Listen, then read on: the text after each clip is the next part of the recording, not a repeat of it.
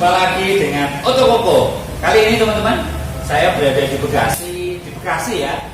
Ini saya punya teman, sekalian mampir, sekalian saya mau tanya-tanya. Beliau punya toko ban dan velg.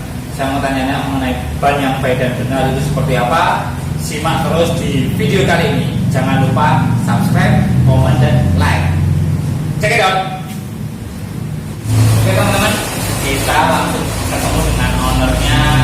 Ini tokonya namanya apa? Jaya Motor. Oh, Jaya Motor. Nah, nanti untuk alamat tokonya nanti akan saya kasih di IG ya, di bawah. Nah, jadi nanti bisa langsung kontak, mau tanya-tanya juga boleh. Saya mau tanya nih tentang mengenai ban, mengenai velg.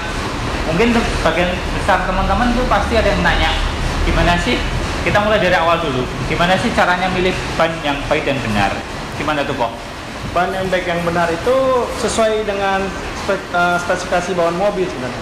Gitu ya? Ya, itu standarnya udah diperhitungkan, masalah kenyamanan, masalah keamanan, dan juga masalah konsumsi bensin. Semua ada perhitungannya itu. Itu mesti pengaruh ya? Ya, kita misal contohnya tapak ban semakin lebar, konsekuensinya konsumsi BBM makin boros. Cuma positif yang lain, handlingnya atau kestabilannya meningkat. Lebih stabil. Oh gitu. Makanya kan kadang ada yang lebarnya 190, 185, ya. 200 sekian gitu ya. Nah, gini, lebar ban itu 205, 195, 185. Sekarang saya jelasin ya masalah profil ban. Gimana?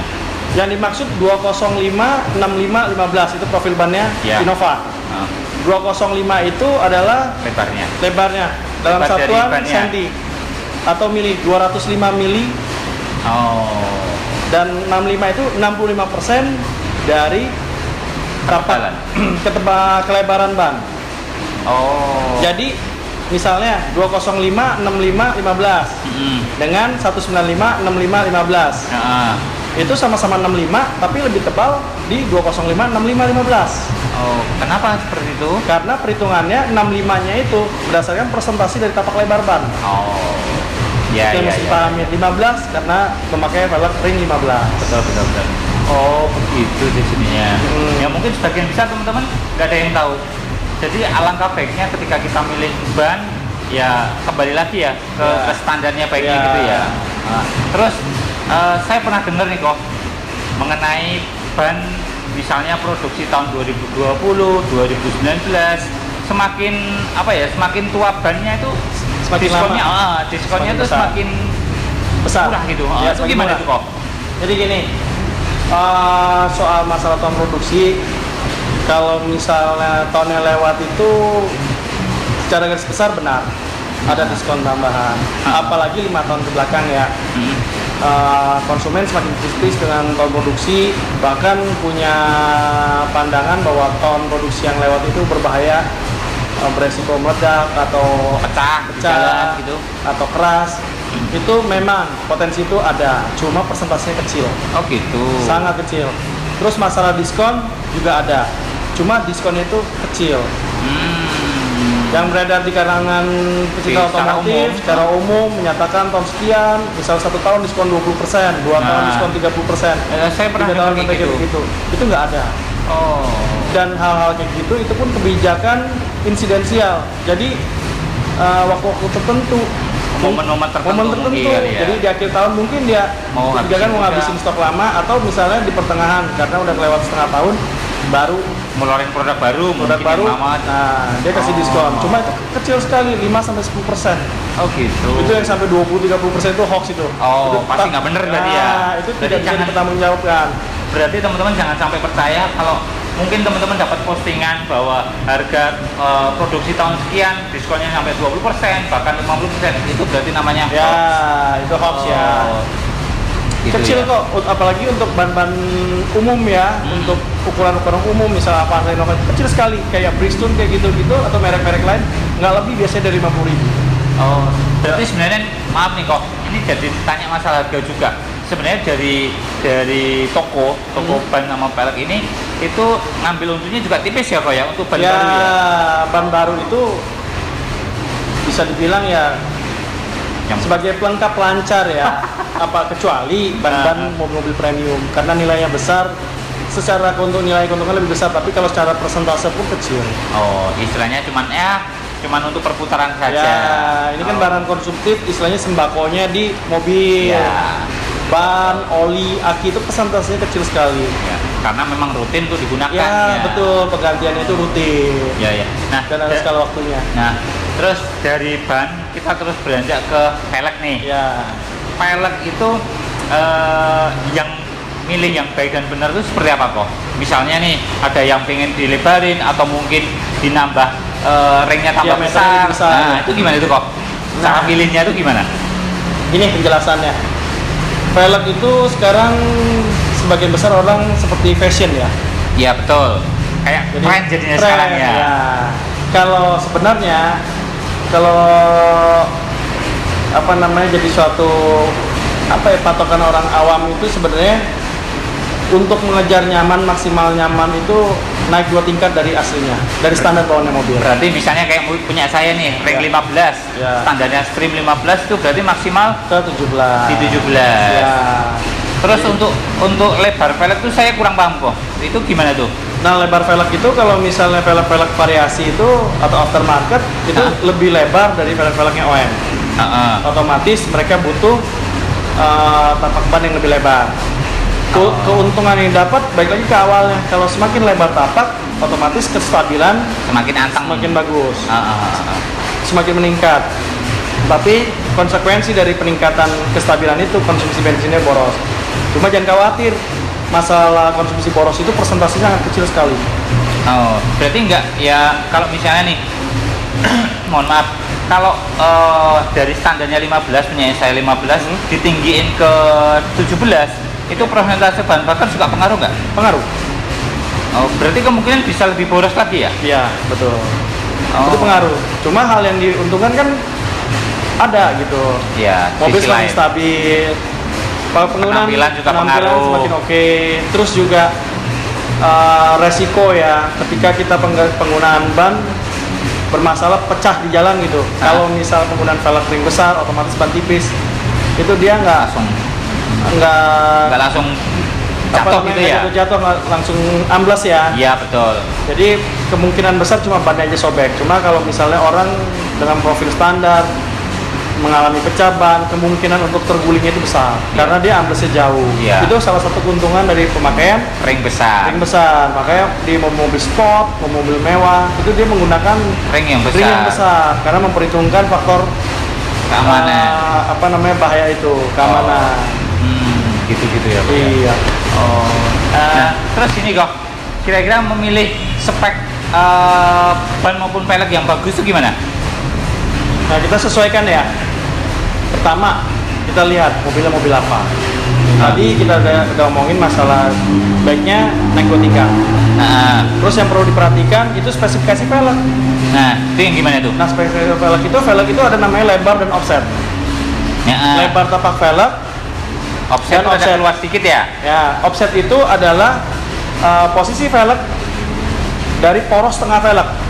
Oh, jadi pusatnya tengah velg. Jadi semakin besar nilai offsetnya, misalnya plus berarti 40. Semakin lebar gitu ya? Bukan, velg itu semakin masuk dari sumbunya.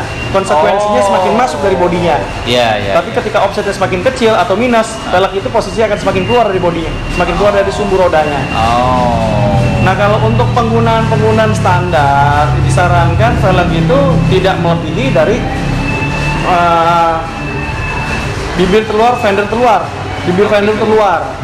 Pertama yang berhitungan, misalnya di musim hujan, nanti kondisi ban itu tidak keluar dari bodi, lebih aman. Pertama lebih aman. Kedua, posisi aerodinamisnya di mobil itu juga lebih aman. Kedua, ketika melewati genangan airnya itu tidak melewati bodi, tidak nyiprat. Kalau misal kayak zaman dulu tidak nyiprat ya. Ya.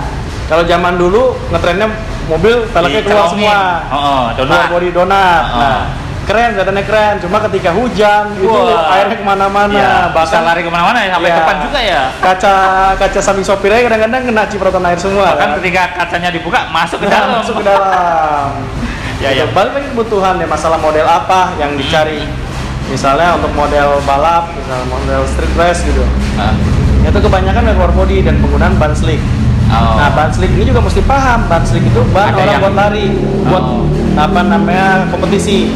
Nah, ini pada plus minusnya, dia semi slick itu bagus di kala Terang. kondisi cerah, kering, jalan Oh. kering, tapi kurang baik di kala jalan Hujan. hujan. Oh. Karena apa namanya kemampuan pengeremannya Jadi lebih rendah, berkurang gitu ya? lebih berkurang. Oh.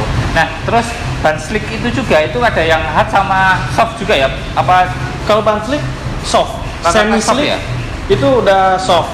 Ada yang benar-benar slick itu malah tanpa kembang. kalau soft itu berarti cenderungnya gampang apa ya? Gampang cepat habis ya, Pak ya? Cepat habis. Oh. Karena dia untuk di suhu lebih rendah, suhu lebih rendah, dia lebih cepat lumer. Oh. Untuk dia lebih mudah ngikat ke aspal. Oh, tapi dari akselerasi mungkin bisa lebih cepat kali ya. Betul. Ya semua kembali ke masalah Kebutuhan penggunaan betul. dari karakter dari pengemudi. Itu apa namanya orientasinya tujuannya mau kemana? Ya, betul. Misal untuk kenyamanan, ya lebih baik standar ataupun memang untuk kestabilan bannya bisa dilebarin satu tingkat. Nah, kalau kayak saya nih, saya pernah nih lihat teman-teman posting mobilnya masing-masing. Yang depan itu mungkin lebarnya 7,5, yang belakang mungkin rada lebar lagi. Iya. Nah, itu tuh pengaruhnya gimana sih kok? Beda depan belakang. Ya untuk kestabilan ada sih ya, cuma itu lebih condong ke fashion penampilan. Oh, cuman aja di fashion Ya. aja ya. Oh. Apa namanya kan kita lihat sering kali ya mobil itu depannya itu velgnya posisinya rata dengan bodi, belakangnya masuk ke dalam. Itu pabrik memperhitungkan ketika muatan penuh ban itu tidak kena benturan ke fender, Oh. ke spakbor. Ya. Cuma memang kurang enak dilihat. Kita lihat lagi pemilihan penggunaan velg itu kita melihat konstruksi dari suspensi mobil. Oh. Kenapa di mobil Eropa itu bisa velgnya penggunaannya lebih lebar, Iya. tapi dia tidak gesrot, tidak nyangkut ke Iya. spakbor? Oh. Karena konstruksi suspensinya dia independen, beda misalnya dengan Avanza yang Ya, mobil secara masih gada umum. secara umum. Oh. Jadi ketika dia muatan penuh, itu ban itu berbenturan dengan spakbor karena dia Iya. bermain lurus. Ya, betul. Kalau misalnya di mobil Eropa, di sedan, itu dia seperti sayap burung. Jadi ketika dia Bebannya turun, berat. bannya masuk ke dalam. Iya, posisinya jadi kayak chamber ya. Ya, otomatis Betul, chamber. betul. Itu yang Ya. mesti kita pahamin dalam Nah, memilih velg. Memang kadang saya sering lihat ketika velg kayak mobil Mercy, mobil BMW, ringnya besar, terus kemudian bannya tipis, itu juga memang aman kok. Semakin tipis sih sebenarnya nggak ada masalah. Balik lagi kita menggunakan sesuatu itu punya nilai konsekuensi yang semakin tipis, Ya. semakin keras. Ya ada plus minusnya. Ada plus berarti. minusnya. Kemungkinan kalau misalnya di jalan halus sih dia nggak ada masalah, cuma di jalan rusak kita mesti ngerti. Ya, siap-siap ya. Mesti ngimbangin ya, mesti pelan-pelan. Nah. Kenapa bisa celaka bannya rusak? Karena beranggapan dengan suspensi yang oke di jalan rusak ya dihajar aja, Ya ban mungkin nggak bisa ganti menyesuaikan, kali ya. nggak menyesuaikan, akhirnya ya yang rusak nggak hanya ban tapi juga shock breaker kayak kaki bagian yang Nah, lain. belum shock breaker, belum lagi velgnya. Ya berarti untuk teman-teman nih, ketika teman-teman mau ganti ban ataupun velg, tolong pertimbangkan dengan matang, dengan baik-baik, sehingga ketika teman-teman menggunakan mobilnya itu jadi posisi yang nyaman. Dia semua tergantung ke teman-teman sendiri mau Pilihan. seperti apa. Ya, Nah, pilihannya ke arah mana ya? nah. Ada pokoknya sebuah modifikasi itu ada konsekuensinya. Ada yang risiko yang diambil Ada juga. resiko yang diambil, ada plus minusnya. Ada yang tampilannya keren, tapi jadi mobil itu punya spesifikasi khusus, nggak bisa di jalan-jalan yang rusak atau apa. Iya. Ada yang bisa aman dan lebih nyaman di jalan yang rusak, cuma ketika kecepatan tinggi dia kurang stabil. Baik lagi dari kebutuhan dan gaya mengemudi si pemilik Pemilik mobil. kendaraan, pengguna kendaraan. Orientasi apa, tujuannya kemana, Arahnya kemana. Ya, itu tadi teman-teman ulasan saya bersama Ko Fandi. Dia ini dia tuh teman saya sejak ketika saya bergabung dengan satu komunitas. Nah, ini juga salah satu punya usaha di dunia ban maupun perfilman yang cukup lama. Itu tadi teman-teman perbincangan saya dengan Ko Fandi. Kiranya ulasan ini dapat memberikan motivasi ke teman-teman memilih ban maupun velg yang benar. Itu aja ulasan dari saya. Sampai jumpa di video selanjutnya. Salam Otokoko.